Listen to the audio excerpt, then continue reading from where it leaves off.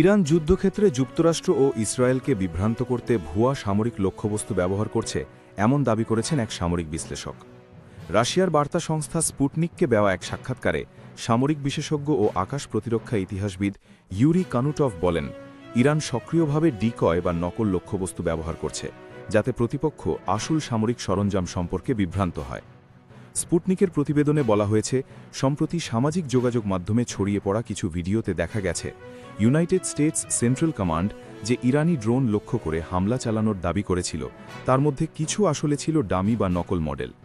এছাড়াও অভিযোগ রয়েছে ইসরায়েল ডিফেন্স ফোর্সেসের কিছু হামলাও এমন লক্ষ্যবস্তুর ওপর হয়েছে যেগুলো দূর থেকে সামরিক সরঞ্জামের মতো মনে হলেও বাস্তবে সেগুলো ছিল কৃত্রিম প্রতিরূপ। কিছু ক্ষেত্রে মাটিতে আঁকা চিত্রের মাধ্যমে হেলিকপ্টার ও বিভিন্ন সামরিক যানের অবয়ব তৈরি করা হয়েছিল, যাতে আকাশ থেকে সেগুলো বাস্তব বলে মনে হয়। বিশেষজ্ঞদের মতে, যুদ্ধের সময় শত্রুপক্ষকে বিভ্রান্ত করতে ডিকয় বা ভুয়া লক্ষ্যবস্তু ব্যবহার করা নতুন কোনো কৌশল নয়। বিশ্বের অনেক দেশই গুরুত্বপূর্ণ সামরিক স্থাপনা ও অস্ত্র ব্যবস্থা সুরক্ষিত রাখতে এই পদ্ধতি ব্যবহার করে থাকে। তাদের মতে, এমন কৌশলের মাধ্যমে শত্রুপক্ষের নজর ভিন্ন দিকে ঘুরিয়ে দেওয়া যায় এবং প্রকৃত সামরিক সক্ষমতাকে আড়াল করে রাখা সম্ভব হয়।